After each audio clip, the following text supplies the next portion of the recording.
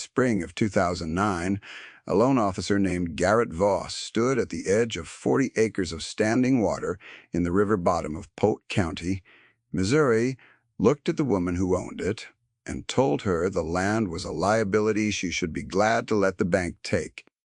He had a folder under his arm and a number written on the top page, and the number said the Bottomland was worth less than the back taxes against it. He called it dead weight. He said it twice the way a man says a thing he believes cannot be argued with, and then he got back in his clean white truck and drove up the gravel to dry ground. 14 years later, in the fall of 2023, a shipping manifest crossed a desk in a customs office in Osaka, and on it was a line for 2,000 pounds of a short-grain rice, grown on that same 40 acres, sold at a price per pound that would have made Garrett Voss set down his coffee. The same water he had called worthless was, by then, feeding buyers in Japan, in Italy, and in a test kitchen in San Francisco that did not haggle. This is the story of the years between those 2 days, and of the woman who stood in the water and did not sign. Her name was Della Hart. She was 34 that spring, lean and quiet. The kind of quiet that people in town mistook for slowness because she did not fill silences. She had come back to the bottom 3 years before to bury her grandmother and had not left. She was known for 2 things in Polk County. She kept to herself, and she could read water better than any drainage engineer the county ever hired. Let me tell you about the Bottomland, because everything turns on it. The Hart place sat in the low ground where 2 creeks came together before they fed the Pomme de Terre, and every few years the river backed up into it and stood for weeks. The county had spent decades teaching farmers that wet ground was a problem to be solved. You tiled it, you ditched it, you pumped it, you planted corn and soybeans like everyone else, and you fought the water every season until the water won, or you did. Della's neighbors had all fought it. Most had lost. By 2009, the 40 acres had been written off so many times that the writing off had become a kind of local fact, repeated at the feed store and the bank without anyone bothering to check it.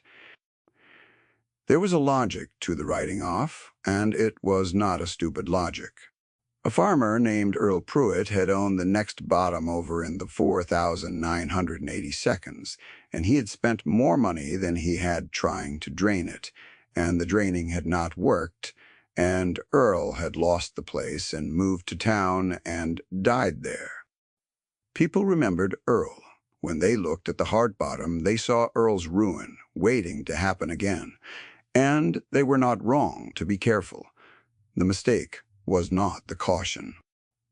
The mistake was deciding that, because the bottom would not become an upland field, it could not become anything at all. The county had one picture of what good ground looked like, and the bottom did not match the picture, and so the county stopped looking at it. Della had spent 3 years not stopping. She had walked the 40 acres in every season in waders and out of them, and she had learned what her grandmother already knew, which was that the water did not behave the way the engineers drew it. It came in along the old slough channel first, then spread north into the lowest 2 acres, then held there longest, after the river dropped. The southwest corner drained in 3 days. The northeast corner held water into June. To a drainage map, it was all one wet field. To anyone who walked it, it was a dozen different fields, each with its own clock. And the clocks were as steady as anything in the natural world if you bothered to learn them. Garrett Voss believed that fact the way he believed the sun came up. He was not a bad man. I want to be clear about that early, because the easy version of this story makes him a villain, and he was not one. He was 38, careful, good to his own children, a deacon at the Baptist church on the square. He had a degree in agricultural finance from a good school, and 11 years of making loans that mostly worked out. He had a model in his head of what land was worth, and the model had never failed him, and so he trusted it more than he trusted the woman standing in front of him in rubber boots. Della, he said that day, and he used her first name gently, the way you would talk to someone who had not understood the paperwork. This ground floods. You can't tile it, the soil won't take it. You can't drain to the river when the river's the problem. 40 acres that grows nothing but cattails. It's dead weight, and I mean that kindly. Let it go and keep the upland. That's the smart play. She looked at the water for a while. Then she said, "It's not dead. You just can't see what's living in it." He smiled, the patient smile of a man who has heard sentiment before and knows it does not pay a note. He shifted the folder under his arm and he tried again, because he believed he was helping. And a man who believes he is helping does not stop at one no. "I know it was your grandmother's," he said. "I know there's feeling in it. But feeling isn't collateral. I've appraised 400 parcels in this county, and I can tell you to the dollar what wet ground is worth, and this is below the back taxes. You're carrying a liability because it's hard to let go of. I've seen good people sink years into ground like this thinking it'll come around. It doesn't come around. It's a hobby you can't afford. A hobby." He said it kindly, and it cut all the same, the way the kind ones do. Della heard it and filed it, and did not answer it. She told him she would keep the upland and make the note on the upland. He told her that was responsible. He told her the bank was glad to work with her on the part that made sense. And he made it clear, in the gentle, fluent way of a man who has never been wrong about anything that could be put in a column, that the part that did not make sense was the 40 acres of water she was standing in. He got back in his truck. The boots he wore were clean, the leathers still dark, the soles barely scuffed, and they did not have a speck of the bottom on them, because he had stood on the gravel the whole time and looked at the water from there. He drove away, believing he had done her a favor. What would you have done, standing in that water with that folder in front of you? Most people in the county thought she should have signed. I'd be curious whether you'd have held on. Either way, stay with me, because the thing she was looking at in that water was not sentiment. It was a memory, and the memory had a number attached to it that nobody in Polk County knew. Yet Della had a notebook. It had belonged to her grandmother, May Hart, who had farmed the bottom for 51 years and died in it, more or less, falling asleep one October afternoon in a chair on the porch and not waking up. The notebook was a school composition book, gone soft at the corners, and it was full of 50 years of one woman's attention. Waterlines marked by date. Which corner of which field held standing water, how long after which kind of rain. Where the killdeer nested, because killdeer nested on ground that would be dry by May.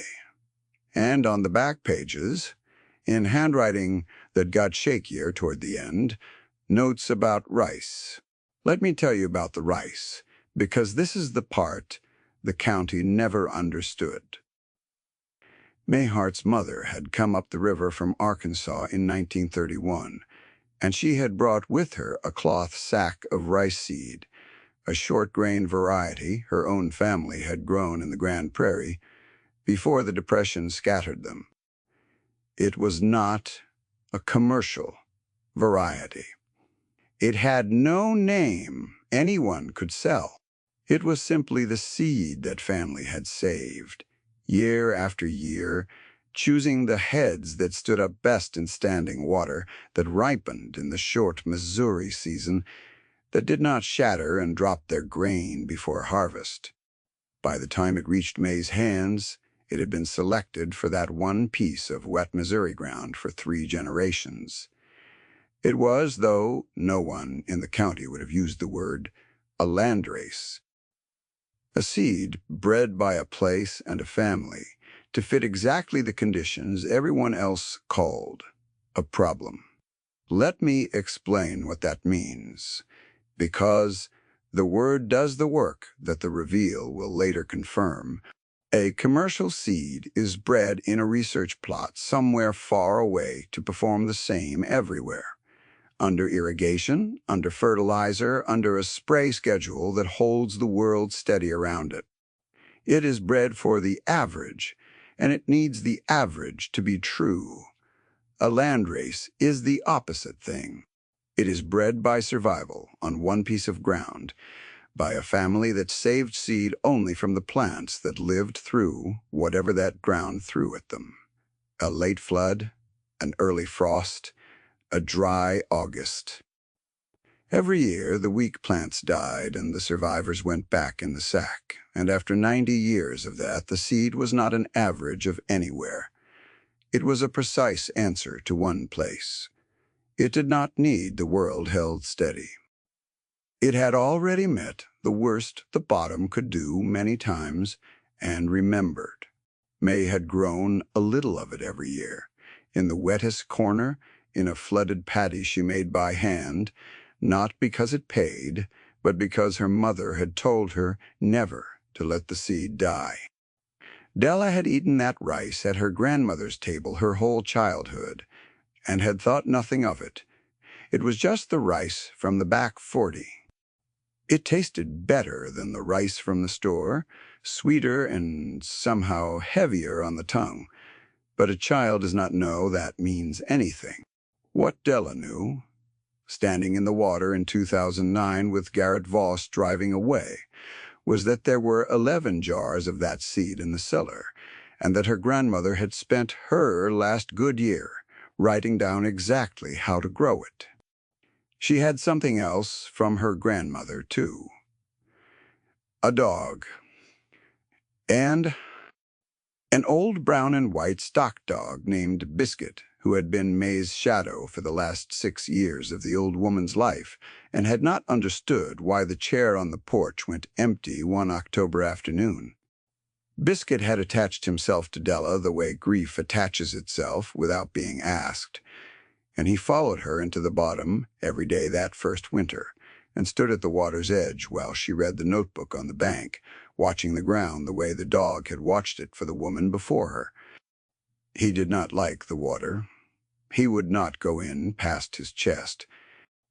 But he came every day, and he was there when she made her first decision about the 40 acres, and that mattered later, though it would have sounded foolish to say so at the bank.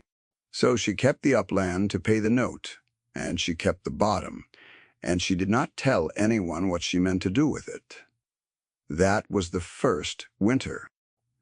She read the notebook the way other people read scripture, and the dog lay across her boots while she read.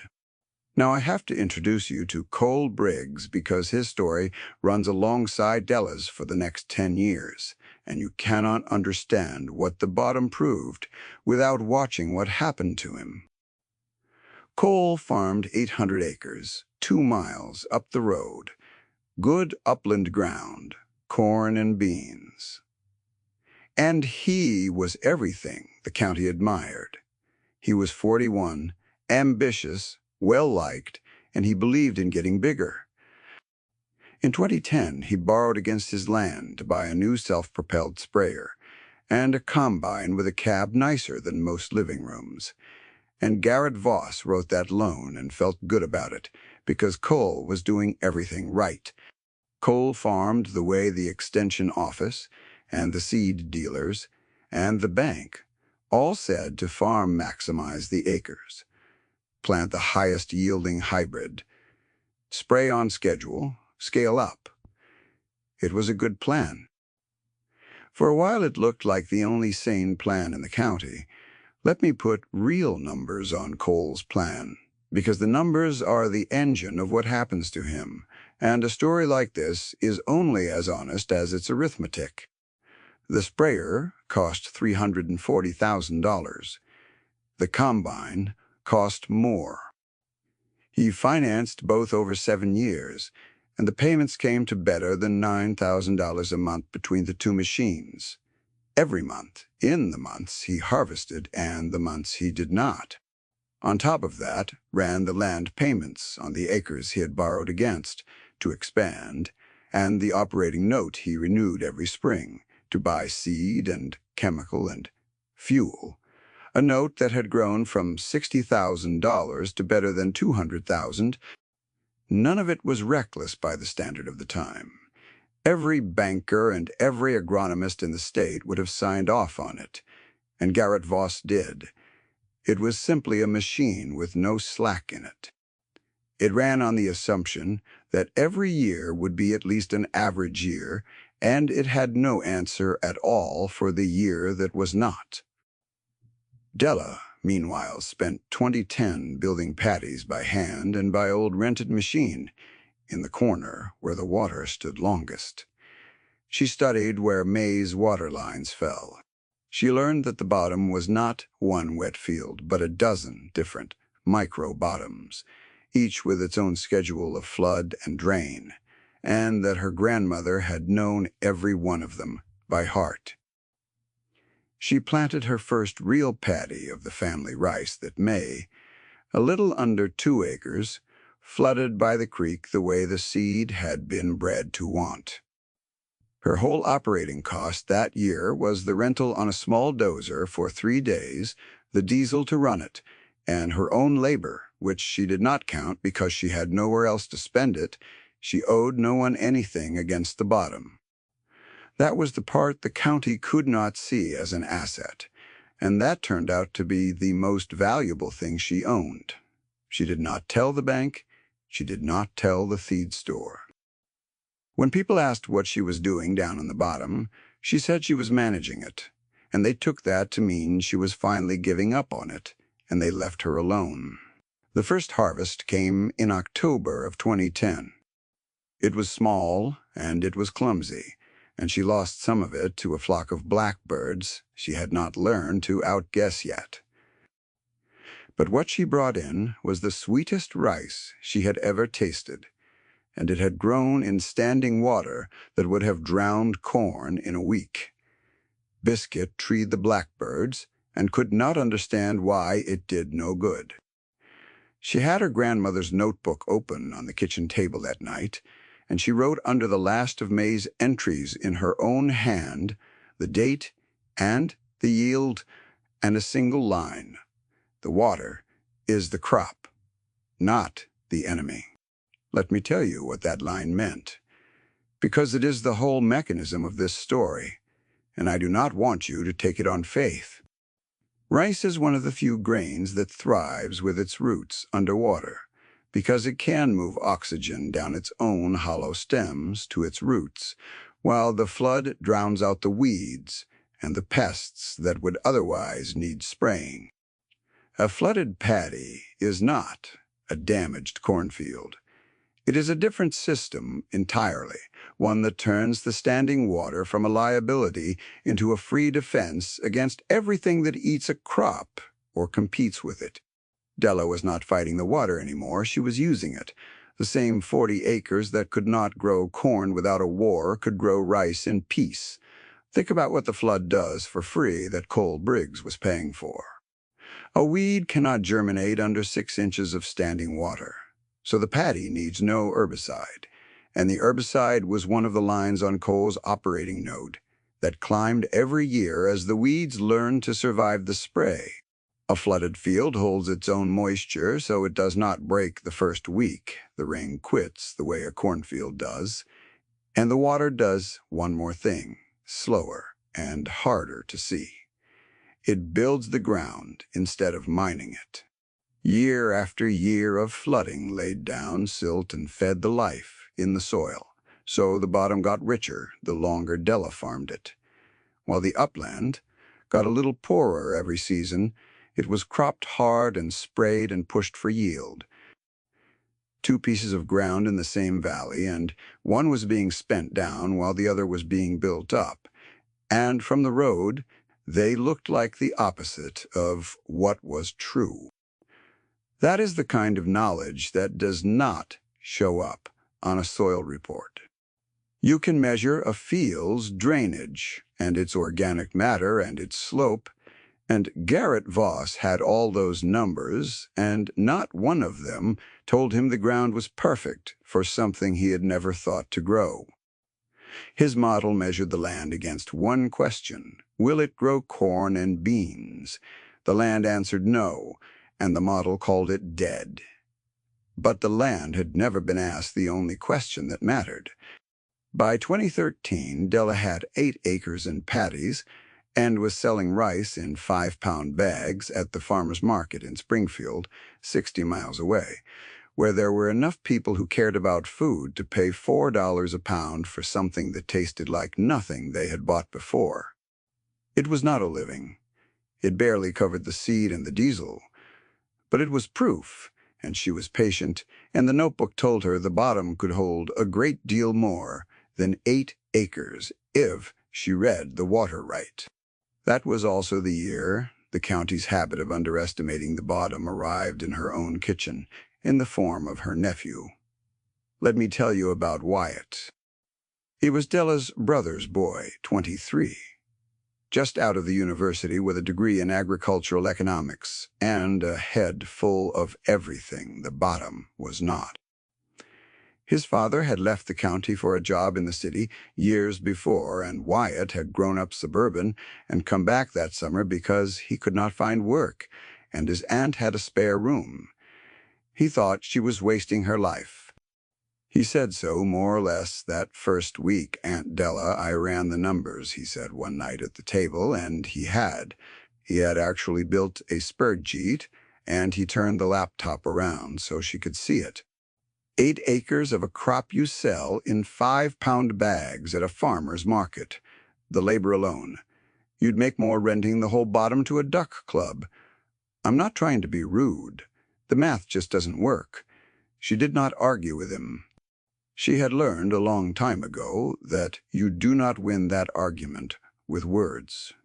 She looked at his spreadsheet for a moment, at the clean columns and the confident totals at the bottom. And she thought, though she did not say it, that it was the same kind of folder Garrett Voss had carried, smaller and on a screen, but the same kind of thing. A model built by someone who had never stood in the water. She said, "Come, help me with the harvest, and we'll see what the math says in October." And she handed him a pair of waders. Wyatt was a skeptic, and skeptics, in my experience, are the most valuable people in a story like this, because they make the proof do its work. He spent that fall in the bottom with his aunt, and he was strong, and he was smart, and he hated every muddy minute of it at first. The waders leaked. The mud pulled his boots. Biscuit, by then an old dog, watched him flounder from the bank with what Wyatt swore was contempt. But he was watching too, the way the dog watched.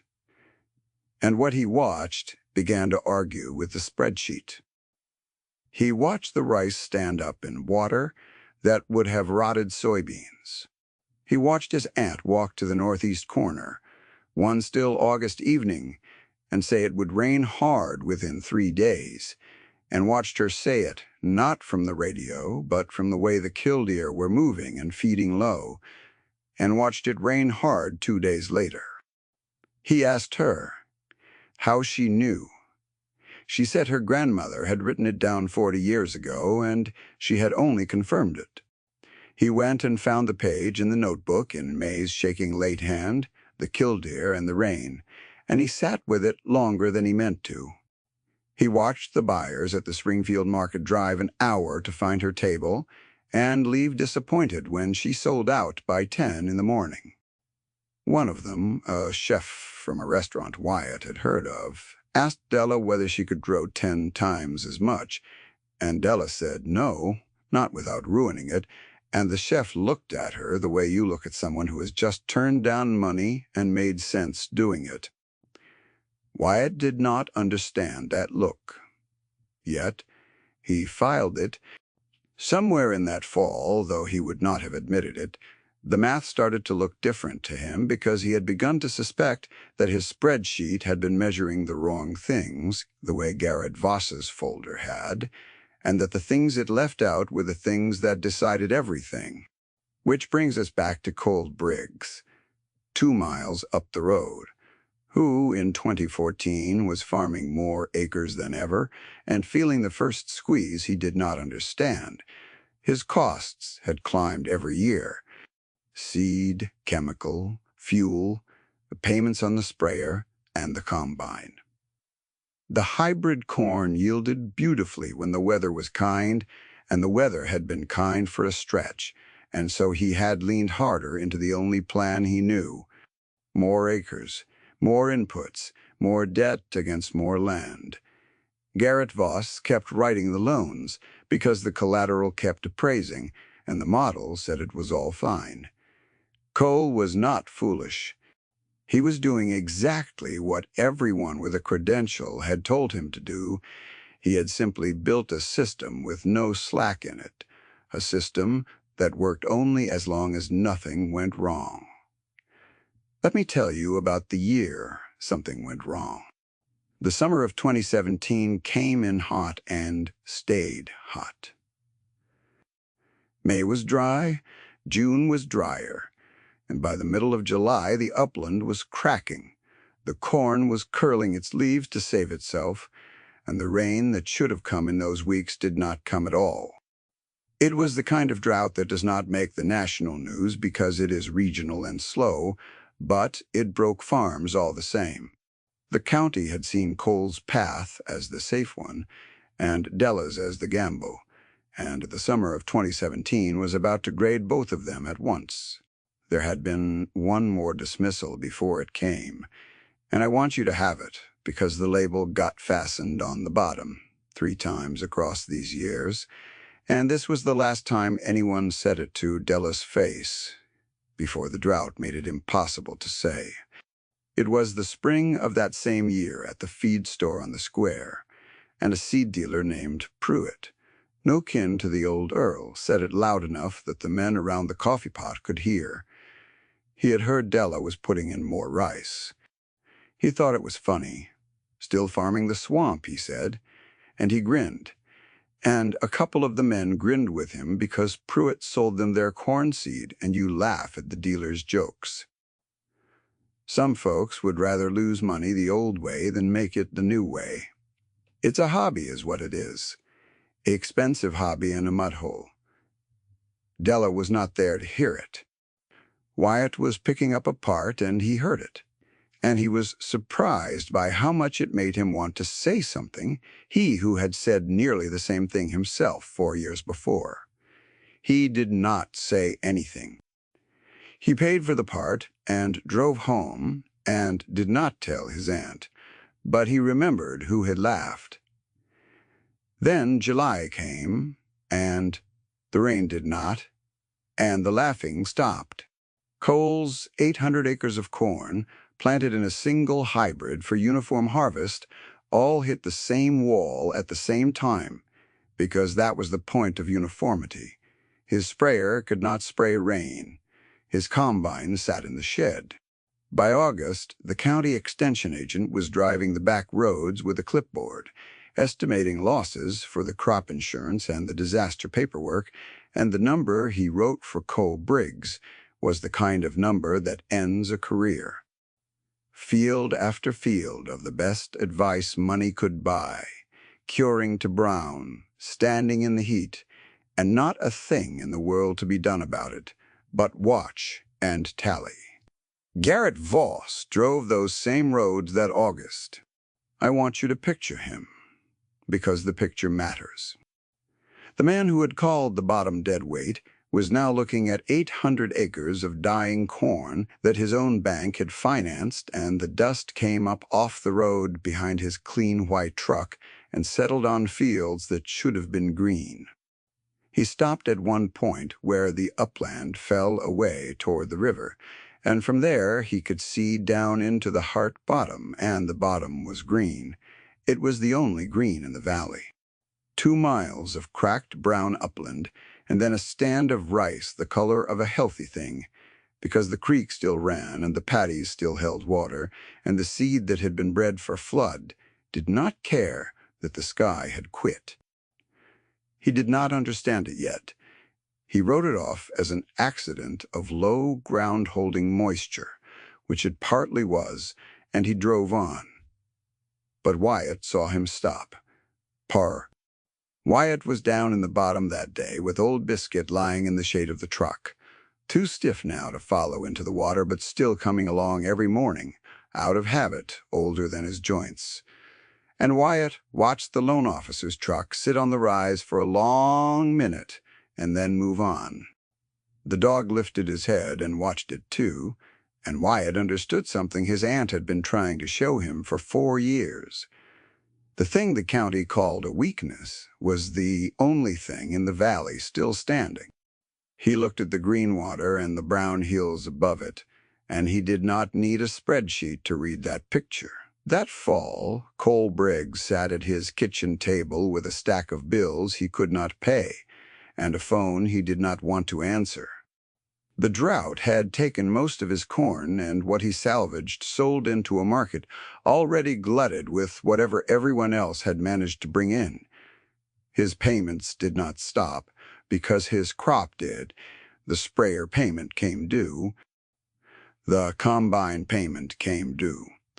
The land payments came due. Let me tell you about the conversation at that table, because Cole's wife, a sharp and tired woman named Joan, said the thing that the whole county was about to learn. "We did everything they told us," she said. Her voice broke in the middle of it, and she did not pretend it had not. "Every single thing, bigger, newer, the best seed money could buy, and one dry summer and we're—" There are sentences in a story like this that should not be finished, and the narrator, who smooths them into something tidy, is lying to you about how it actually feels. Cole reached across the table and put his hand over hers, and they sat in the dark and did not finish the sentence. Let me tell you about the judge, because every story like this needs someone qualified to settle the question. And the question of Della's rice was settled by a man who had never set foot in Polk County. His name was Kenji Sato, and he was a buyer for a specialty rice importer that supplied high-end restaurants and a few exporters. And he had heard about a short-grain rice from Missouri, the way good buyers hear about things through that chef in Springfield, who could not stop talking about it. Sato came to the bottom in the fall of 2018. He was a small, precise man in his 60s who had spent 40 years tasting rice and who did not waste words. He had tasted rice from every growing region that mattered, and he had a way of going still before a bowl that made the room go still with him. Della cooked him a bowl of it plain, no salt, the way you taste the rice you mean to judge. She set it in front of him at May's kitchen table with the notebook closed at his elbow and Biscuit asleep under the stove, and she did not say anything to sell it because she had nothing to say that the rice would not say better. He ate it slowly. He closed his eyes once, for a moment, the way Wyatt had seen the chef do at the market, and Wyatt, standing by the door, finally understood that look he had filed away 5 years before. Then Sato set down the spoon and asked her one question, and it was not about price. How much of this seed exists in the world? She told him the truth. 11 jars to start. Now 8 acres of standing crop, and enough seed saved to plant 40. Nowhere else on earth, because it had been bred by one family for one piece of ground and had never had a name to sell under. Sato was quiet for a long time.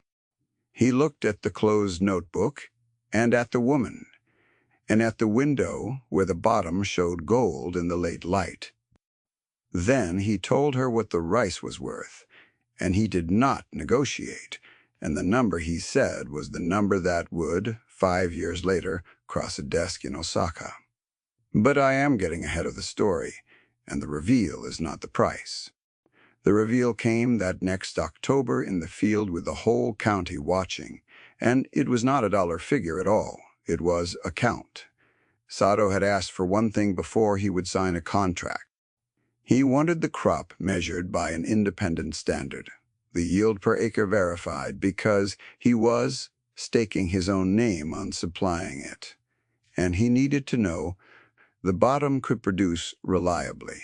So, in October of 2019, a crop scientist from the university came out to the Hart Bottom with the tools to measure a paddy properly, and word got around the way word does. And by the morning of the measure, there were 30 people standing at the edge of the bottom. Cole Briggs was there, thinner than he had been, farming half the acres now and renting out the rest to pay down what the drought had cost him. Garrett Voss was there, because the bank held paper on half the county, and a man in his position goes where the talk is. Wyatt was there, no longer a skeptic, running the operation with his aunt, now a partner in everything but name. The scientist worked through the morning. He cut his sample plots, he threshed and weighed and dried and weighed again, and he ran his arithmetic twice, because the first answer surprised him. Then he stood up in the cool October light with his clipboard, and he read the yield aloud, so the 30 people could hear it. Della's bottom had produced, on the wet acres, everyone had called dead, more than 8,000 pounds of milled rice per acre. Nobody said anything. It is hard to explain to someone who does not farm why that number landed the way it did. Let me put it next to the number it beat.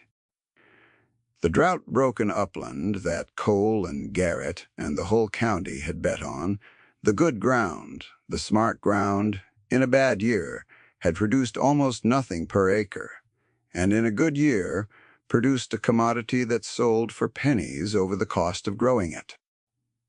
The dead weight in the bottom, in the same valley, in water nobody else could farm, had produced 8,000 pounds of a rice that sold for $4 and more per pound, to a man who would not haggle. The arithmetic was not close. It was not even an argument. It was a verdict, and it landed on that crowd with a weight all out of proportion to the quiet way the scientist had read it. Garrett Voss stood at the edge of the bottom and looked at the green water and did the math in his own head, the math he had been so sure of 14 years before, and watched it come apart. He did not say anything for a while. Then he walked over to Della, and the patient smile was gone, and what was on his face instead was the look of a man whose model has finally failed in front of him. "I read this ground in 2009, he said. "I told you it was dead weight." He stopped. He was not a man who apologized easily, and he was choosing his words. "I measured it wrong. I didn't even know there was a way to measure it that I didn't have." Della did not gloat. The county had been waiting, some of them, to see her gloat, and she did not. She said, "You measured it against corn. It was never going to be corn." And Garrett Voss, who was a careful man and a good man under the model he had trusted too long, asked her the question that converted the doubter into a student. He asked if she would explain it to him. Not the price, the water. He wanted to understand the thing he had been wrong about. And she did, standing at the edge of the bottom, and he listened the way he should have listened in 2009. Let me tell you what happened after, because the number was never the point. The point was what she did with it. Della Hart could have scaled up. Sato would have bought every pound she could grow, and there were investors who heard about the Osaka contract and came down the gravel in cars that did not belong on a farm road, offering money to expand, to buy up Bottomland across 3 counties, to turn one family's seed into a brand. She turned them all down. She had read enough of her grandmother's notebook to know that the seed fit one place, that you could not plant it across 3 counties of strange water and expect it to hold. that the thing that made it valuable was exactly the thing that made it unscalable. It belonged to the bottom, so she kept the operation right-sized at the 40 acres the bottom could hold. And she did something else with the value instead. She started giving the seed away, not to the investors, to the neighbors, to the farmers in the county who had wet corners they had been fighting for 30 years, the ones who had lost ground to the same water Garrett Voss had called dead. She taught them to read their own bottoms the way May had taught her to read this one. She sold them seed at a price that barely covered her time and threw in the notebook's lessons for free. By 2022, there were 9 farms in Polk County, growing the family rice in their wet ground, each one a little different because each bottom was a little different, and Della had become, without ever wanting the title, the thing the extension office used to be. People drove out to the Hart place to learn. Cole Briggs was one of them. That is the part I find hardest to tell without sentiment, and I am going to tell it plainly because Cole would have wanted it plain. He came down the gravel one spring morning in 2021, the man who had farmed 800 acres and lost half of them to a drought and a system with no slack, and he stood at Della's door with his hat in his hands and asked if she would teach him to grow rice in the 11 wet acres that were all he had left of the river bottom on his own place. She said yes. He did not make him ask twice. By 2023, Cole's 11 acres were paying better per acre than his 800 ever had, and he was sleeping at night again, and the friendship between those two families, which the drought might have poisoned, became instead the strongest thing in the valley. And Wyatt, who had run the numbers in 2013 and proved the math did not work. Wyatt took over the operation in 2023 when Della's knees finally told her she had spent enough years in the water. He kept the notebook on the kitchen table where it had always been, and he wrote in it now in his own hand the rainfall and the water lines and the yields, the way May had, the way Della had. 3 generations of one family's attention to one piece of ground, and now a 4th. And the seed that had come up the river in a cloth sack in 1931 was still in the ground it had been bred for, still fed by the same creek, still feeding people now in 3 countries who would never know the names of the women who had refused, year after year, to let it die. Which brings us to the manifest in Osaka and to what it actually means. To the customs officer who stamped it, it was 2,000 pounds of milled short-grain rice, product of the United States, one line on a busy day. To the importer, it was a premium specialty grain that commanded a premium specialty price. To Garrett Voss, who had become in the years since something like a friend, and who had financed the small drying shed Wyatt built without once mentioning the word he had used in 2009, it was the most expensive lesson of his career, and the one he was most grateful to have learned. And to Della Hart, who did not call herself wealthy and never would, it was simply the proof, 14 years late, of a thing her grandmother had known without ever needing it proved. The bottom was not dead.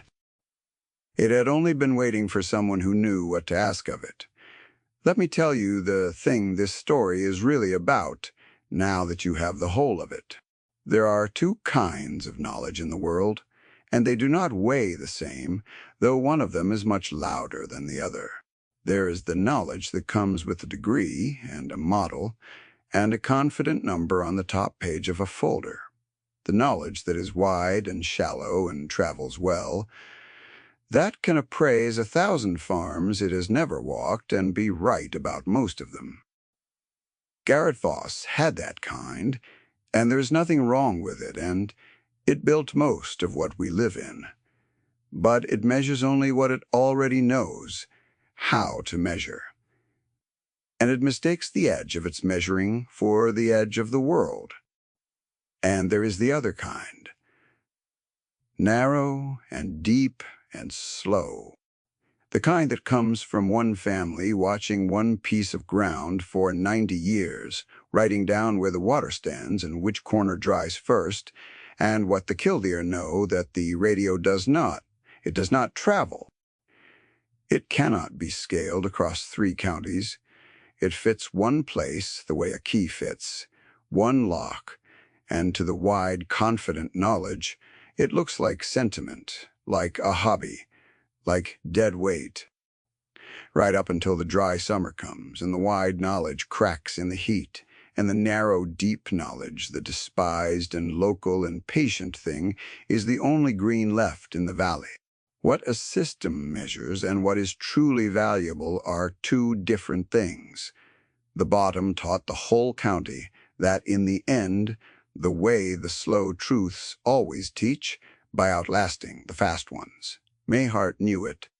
She wrote it in a soft-cornered notebook, in a hand that shook toward the end, and her granddaughter read it, standing in water, a banker called dead, and her granddaughter's nephew writes in that same notebook now. The seed is still in the ground, the water still comes up every few years and stands and goes, and the rice stands in it. Bred for exactly that asking nothing the place cannot give. On the porch, where May fell asleep one October and did not wake, there is a chair that Wyatt has not moved, and most evenings after the water work is done, he sits in it and watches the bottom go gold in the late light. The land was never dead. They had only measured it against the wrong life.